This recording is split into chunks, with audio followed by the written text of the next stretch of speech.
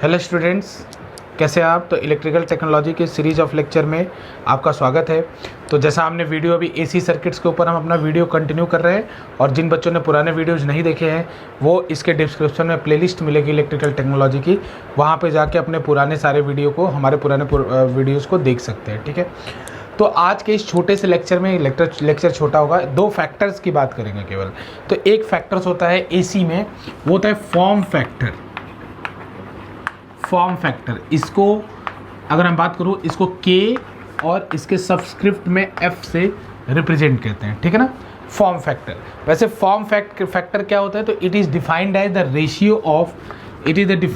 Ratio of, RMS value and average value. ठीक है, average value, RMS value and average value. अगर KF की बात करूँ स्टूडेंट, तो केएफ क्या होता है, RMS value and average value. RMS value क्या होता है एसी में, तो हम पढ़ चुके हैं। अगर मान लीजिए वोल्टेज या करंट दोनों के लिए ये बात ट्रू है, लेकिन अगर साइनोसॉइडल सप्लाई है, यानी हमारी जो साइन या कोसाइन वेव है आपके एसी की, तो उसमें आरएमएस वोल्टेज क्या होता है, तो हमने निकाला आरएमएस वोल्टेज होता है, अगर वोल्टेज अभी मैं लेता हूँ, सेम चीज़ आप करंट के लिए भी ले सकते हैं, तो E0/√2। और एवरेज वैल्यू क्या होता है, तो एवरेज वैल्यू होता है 2E0/पाई। ठीक है ना, तो अगर आप इसको सॉल्व करते हैं स्टूडेंट, तो E0 से E0 कट जाएगा, ये √2 नीचे आ जाएगा। ठीक है, तो ये आपका कितना निकल के आएगा, ये पाई ऊपर चला जाएगा तो आ जाएगा पाई डिवाइडेड बाई 2√2। ठीक है, पाई डिवाइडेड बाई 2√2। तो इसको अगर अप्रॉक्सीमेटली कैलकुलेट किया जाता है तो वो निकल के आता है 1.11। तो एक साइनोसाइडल के लिए हमें याद रखना चाहिए कि फॉर्म फैक्टर क्या होता है। फॉर्म फैक्टर होता है आरएमएस वैल्यू और एवरेज वैल्यू का रेशियो। इससे फ़ायदा क्या है, हम क्यों कैलकुलेट कर रहे हैं फॉर्म फैक्टर। हम फॉर्म फैक्टर इसलिए कैलकुलेट करना चाह रहे हैं स्टूडेंट कि अगर कभी ऐसा हो कि हमारे पास चॉइस हो कि अगर हम अरिथमेटिक मीन निकाल सकें और हम आरएमएस एवरेज निकाल सकें, आरएमएस वैल्यू निकाल सकें, तो हम अरिथमेटिक मीन निकालना ज़्यादा पसंद करेंगे, क्योंकि इसमें स्क्वायर नहीं रहेगा, फिर बाद में रूट नहीं रहेगा। तो अगर हमने अरिथमेटिक मीन निकाल लिया है, यानी अरिथमेटिक एवरेज निकाल लिया है, और अगर मुझे आरएमएस एवरेज चाहिए जो कि डीसी इक्विवेलेंट ऑफ एसी होता है, अगर वो मुझे चाहिए तो मैं क्या करूँ, सिंपल फॉर्म फैक्टर से मल्टीप्लाई कर दूँ अरिथमेटिक एवरेज का, तो ये मेरे को आरएमएस वैल्यू दे देगा या आरएमएस एवरेज देगा।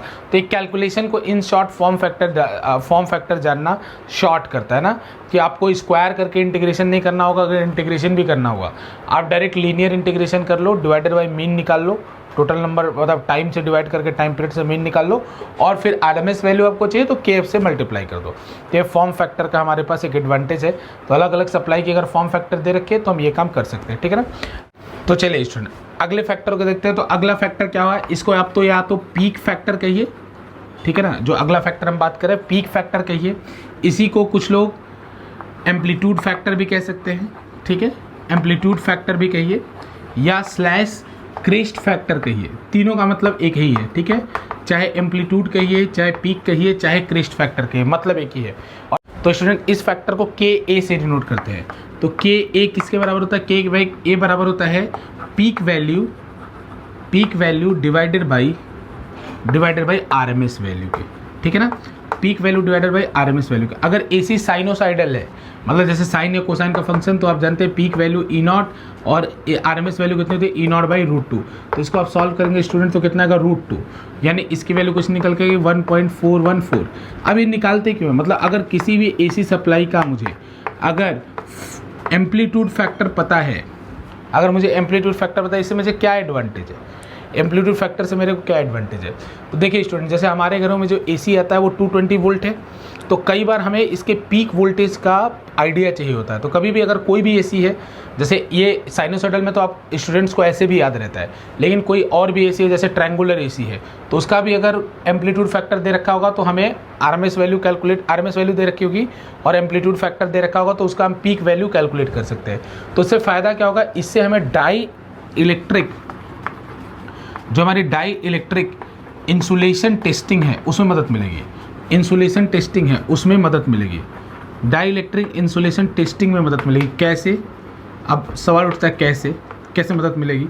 तो देखिए स्टूडेंट, जैसे मान लीजिए मैं कह रहा हूँ 220 वोल्ट एसी है, 220 वोल्ट AC है। मैंने आपको बोला कि एक 220 वोल्ट AC सप्लाई है। अब इसमें एक ऐसा मटेरियल से मैं इसका इंसुलेशन करना चाहता हूँ जिसका इंसुलेशन मैक्सिमम जो डाई इलेक्ट्रिक की स्ट्रेंथ है वो 300 वोल्ट है। मतलब वो मटेरियल 300 वोल्ट तक इंसुलेशन उसका परसिस्ट कर सकता है ईजिली। उसके बाद वो मेल्ट वगैरह हो सकता है और भी चीज़ें हो सकती है। 300 वोल्ट है एग्जाम्पल, लेट सपोज। तो अगर आप सोचेंगे, अगर मान लीजिए आपको ये नहीं पता रहेगा, के फैक्टर नहीं पता होगा, तो आप डायरेक्ट RMS वोल्टेज देखेंगे 220 और इसको लगा देंगे तो आपका वायर फूक जाएगा। क्यों? क्योंकि अगर RMS वैल्यू 220 है तो इससे पीक वैल्यू मैक्सिमम कितनी वैल्यू पहुंच सकती है वो होता है कि मतलब जैसे हमारे घर में जानते हैं स्टूडेंट, अगर RMS वैल्यू 220 है तो पीक वैल्यू कितनी निकल के आती है? पीक वैल्यू निकल के आती है 220√2, यानी √2 यहाँ पे फॉर्म फैक्टर था 220√2, यानी इसी को कैलकुलेट करेंगे तो आएगा 314 वोल्ट। यानी हमारे घरों में जो सप्लाई आती है वो होती है, अगर उसको RMS वैल्यू हम कहते हैं 220 वोल्ट, लेकिन उसका पीक वैल्यू होता है 314 वोल्ट। तो अगर हमने इंसुलेशन 300 वोल्ट का लगा दिया तो आपका जो पीक वैल्यू है उससे 14 वोल्ट ज़्यादा है। तो जब जब पीक आएगा वहाँ इसकी हीटिंग होगी, और तो इसके वजह से ये आप इस इंसुलेशन का यूज नहीं कर सकते। तो जहाँ कहीं भी डाई इलेक्ट्रिक इंसुलेशन टेस्टिंग का यूज करना है, डाई इलेक्ट्रिक इंसुलेशन टेस्टिंग का यूज करना है, तो वहाँ आपको पीक वैल्यू की ज़रूरत होगी, ना कि RMS वैल्यू की।